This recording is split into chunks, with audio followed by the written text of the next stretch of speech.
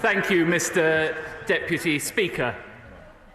As this week's Integrated Review Refresh demonstrated, the Government is strongly committed to bolstering our national security to meet the challenges of both today and of tomorrow. We take the security of government devices very seriously, and we are constantly working to ensure that those devices remain as safe and secure as possible.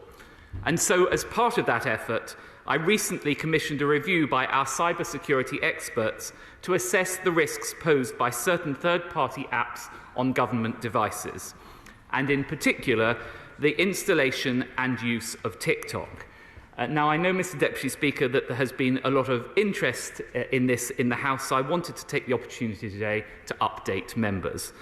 That review has now concluded, and it is clear that there could be a risk around how sensitive government data is accessed and used by certain platforms. As many colleagues will know, social media apps collect and store huge amounts of user data, including contacts, user content and geolocation data. On government devices, that data can be sensitive. And so today, we are strengthening the security of those devices in two key respects. First, we are moving to a system where government devices will only be able to access third-party apps that are on a pre-approved list. This system is already in place across many departments. Now it will be the rule across government. Second, we are also going to ban the use of TikTok on government devices.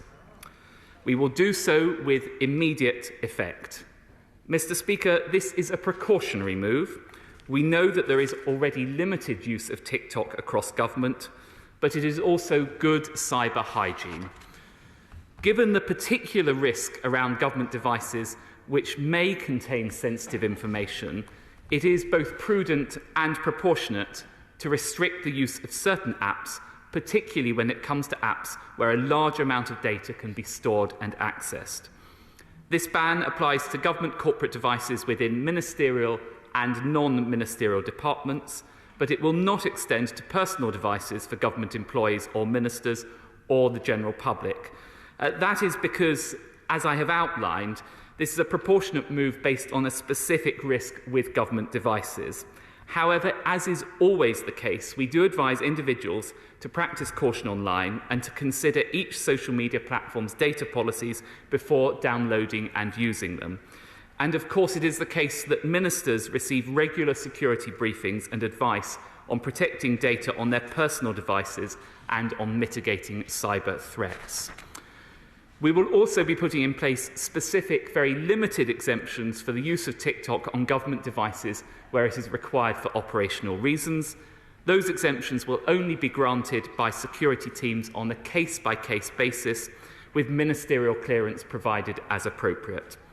Overall, this approach aligns with action taken by allies, including the United States, Canada and the EU. Mr. Deputy Speaker, our security must always come first, and today we are strengthening that security in a prudent and proportionate way, and I commend this statement to the House. And Lorena. Thank you, Mr. Deputy Speaker, and I welcome the statement today, and then can I also thank the Minister for advance sight of the statement. But once again, the government is late to the game. In August last year, Parliament closed its TikTok account, and as the Minister just said, in December the US banned TikTok from official devices, and nearly a month ago the European Commission followed suit. But on the 28th of February, the Secretary of State for Science and Innovation said the app was a matter of personal choice. She said that we have no evidence and a ban would be very forthright. So, Mr. Deputy Speaker, what's changed?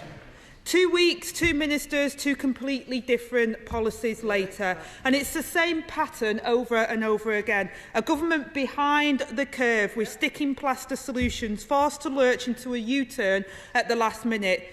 And we need a strong and clear-eyed, consistent approach.